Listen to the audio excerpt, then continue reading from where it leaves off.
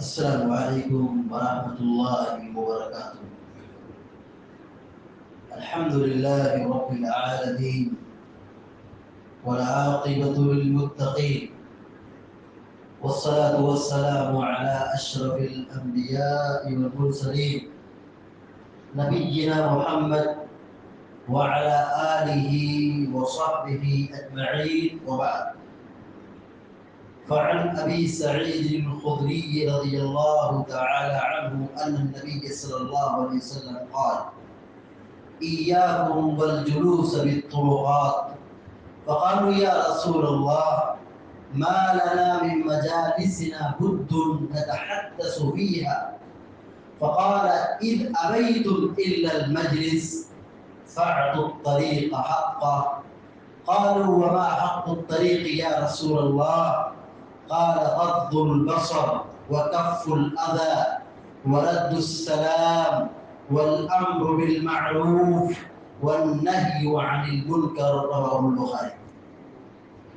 بخاری شریف کی ایک روایت ابھی آپ کے سامنے پڑھی گئی ہے. حدیث کے راوی مشہور صحابی سیدنا ابو سعید خدری رضی اللہ تعالیٰ عنہ ہیں. بیان کرتے ہیں کہ اللہ کے نبی صلی اللہ علیہ وسلم نے فرمایا: ایاکم والجلوس بالطرقات. پیارے نبی صلی اللہ علیہ وسلم یہ کہہ رہے ہیں کہ تم لوگ راستے میں بیٹھنے سے بچو. جو راستہ ہے جس پر لوگ آتے جاتے ہیں، جو گزرگاہ ہے، شاہراہ ہے، جس پر لوگ چلتے ہیں آتے جاتے ہیں، چوراہے پر، گلی کوچے پر جو عام پبلک راستہ ہے اس پر نہ بیٹھو. فقالوا یا رسول اللہ. صحابہ کرام نے کہا: اللہ کے نبی صلی اللہ علیہ وسلم، آپ ہمیں راستے پر بیٹھنے سے منع کر رہے ہیں، ٹھیک ہے، لیکن ما لنا من مجالسنا بد نتحدث فیہا. ہماری مجبوری ہے کہ ہمارے پاس کوئی چارہ کار نہیں ہے، کوئی اور ٹھکانہ نہیں ہے، ہم وہاں بیٹھتے ہیں، مجلس میں لوگوں سے کچھ بات چیت کرتے ہیں، گفتگو کرتے ہیں، دین سیکھتے ہیں، سمجھتے ہیں، دین سمجھاتے ہیں. یہ ہماری مجبوری. 1400 سال پہلے پیارے نبی صلی اللہ علیہ وسلم راستے پر بیٹھنے سے منع فرمایا. ہم اور آپ آج کے زمانے میں جن مشکلات سے دوچار ہیں، آپ سڑک پہ راستے پہ نکلیے، ٹریفک کی جو مشکلات ہے ہم سوچ سکتے ہیں. نبی کریم صلی اللہ علیہ وسلم نے 1400 سال پہلے منع فرمایا، کہا خبردار راستے پہ نہ بیٹھو، بھیڑ نہ اکٹھا کرو. یہ منع کیوں ہے؟ راستے پر بیٹھنے سے منع کیوں کیا جا رہا ہے؟ تاکہ گزرنے والے کو تکلیف نہ ہو. ظاہر بات ہم بیٹھیں گے، ہم کو دیکھ کر کے 2-4 اور بیٹھیں گے. جو گزرنے کا راستہ کہیں ایسا نہ ہو بیٹھنے والے زیادہ ہو جائے، گزرنے کا راستہ کم پڑ جائے. ایک وجہ یہ ہے. دوسری وجہ یہ ہے کہ اگر وہاں پہ کوئی راستے پہ بیٹھتا ہے تو اس راستے سے جو آنے جانے والے ہیں ان کو تکلیف ہوتی ہے. بھائی ایک آدمی مارکیٹ سے آ رہا ہے، کیا سامان لا رہا ہے، کس مقصد سے جا رہا ہے. لوگ بیٹھے راستے پر، نکڑ پر، گلی کوچے میں بیٹھ کر کے تماشا دیکھتے، کون گزر رہا ہے، کون سامان کیا لے جا رہا ہے، آج یہ کھانا لے جا رہا ہے. لوگوں کی نگاہیں پڑتی. اور تیسری وجہ یہ ہے کہ ایسا بھی ہوتا ہے ضرورت کے وقت ہماری مائیں اور بہنیں بھی گھر سے باہر نکلتی ہیں. بہت ایسا دیکھا گیا ہے کہ ہماری مائیں اور بہنیں گزرنا چاہتی لیکن سامنے مردوں کا جمگھٹا ہے، 4 وہاں پہ نوجوان بیٹھے ہیں، کھڑے ہیں، باتیں کر رہے ہیں، گپ شپ کر رہے ہیں. ہماری مائیں اور بہنیں راستہ بدل دیتی، کہتی ہم بعد میں جائیں گے. یہ سارے مسائل ہیں. تو راستے پہ بھیڑ اکٹھا کرنے، بیٹھنے، وہاں پر رکنے سے منع کیا جا رہا ہے. پیارے نبی صلی اللہ علیہ وسلم نے بھی منع فرمایا. صحابہ کرام نے اپنی مجبوری بیان کی، کہا کہ ہم بیٹھ جاتے ہیں تو ہمارا مقصد دین سیکھنا سکھانا ہوتا ہے، لوگوں کو سمجھانا ہوتا ہے، نصیحت کرنی ہوتی، بات چیت کرنی ہوتی. ہماری مجبوری ہے، کوئی اور ٹھکانہ نہیں. प्यारे नबी सल्लल्लाहु अलैहि वसल्लम ने फरमाया इद अबैतुम इल्लल मजलिस, अगर तुम्हारी मजबूरी है कि तुम बैठते हो, बैठना तुम्हारी मजबूरी है, तो देखो फ़अतु तरीक़ हक़्क़ा, रास्ते का हक अदा करो। बैठ रहे हो तो वहां बैठना सिर्फ बैठने की नीयत से ना हो।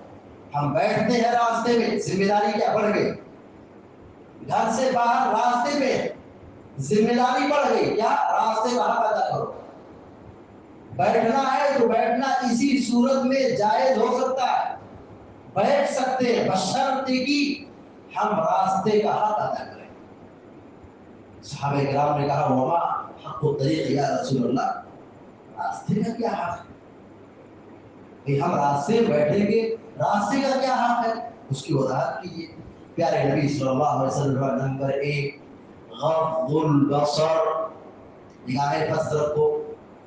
रास्ते में बैठना है, सर झुका कर बैठो, निगाह नीची रखो, निगाहों की हिफाजत करो, आने जाने वालों को घूर घूर देखो मत। रास्ते में बैठना है, निगाहें पस्त रखो, निगाहें झुकी रखो।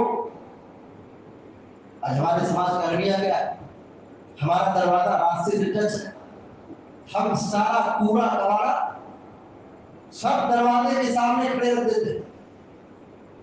दरवाजे के सामने खवातीन बैठी है, खड़ी है, देख रही है, गलत है ये। कहा रास्ते में बैठना हो, घर से वो तुम्हारा दरवाजा ही क्यों ना हो, निगाहें नीचे रखो। गुजरने वालों को प्रॉब्लम होता है, परेशानी होती है, खिड़की खुली है, दरवाजा खुला है, वहां पे खवातीन खड़ी है, कितनी बड़ी परेशानी की बात है। प्यारे नबी सल्लल्लाहु अलैहि वसल्लम या मर्दों को हुक्म दे रहे, रास्ते में बैठना हो, निगाहें पस्त रखो, निगाहें झुकी रखो, निगाहों की हिफाजत करो। नंबर 2 वक़फ़ुल अदा, तकलीफ दर चीजों को रोको। तकलीफ दर चीजों को, रास्ते से गुजरने वाले गुजरेंगे, कुछ रास्ते में मसला होगा, कुछ तकलीफ दर चीज वहां पर होगी, रास्ते में कूड़ा करकट कुछ कील जिससे लोगों को गुजरने में तकलीफ हो, देख रहे हो, हटाओ उसको। वक़फ़ुल अदा, तकलीफ को रोको। रास्ते पर कोई किसी पर जुल्म ढा रहा होगा, कोई किसी का मार रहा होगा, किसी को लूट रहा होगा, बैठते हो, हक अदा करो, मजलूम की मदद करो, जालिम का हक रोको। ये तालीम नबी सल्लल्लाहु ने दी। वक़फ़ुल अदा, तकलीफ को रोको।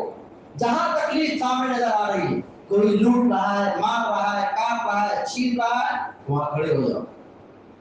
या फिर रास्ते में कोई चीज गिरी पड़ी चीज है कि जिससे गुजरने वालों को तकलीफ पहुंच सकती है, उसको दूर करो, हटाओ।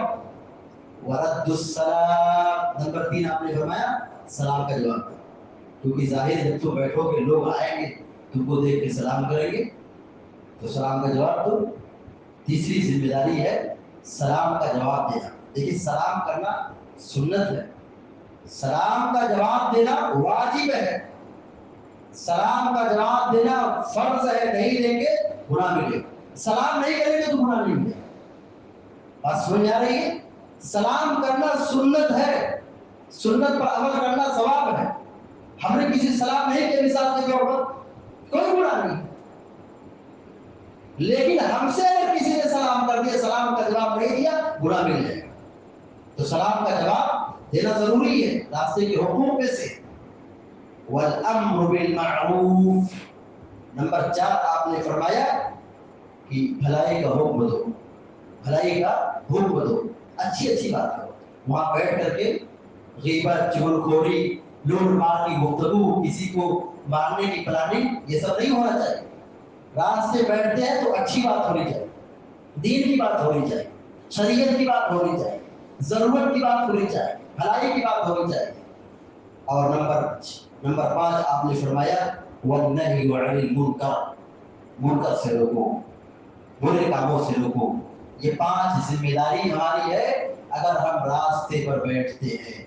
नंबर 1 निगाह की हिफाजत, नंबर 2 रास्ते से तकलीफ दे चीजों को हटाना, नंबर 3 सलाम का जवाब देना, नंबर 4 भलाई का हुक्म देना, नंबर 5 और ये आखिरी बुराई से मना करना।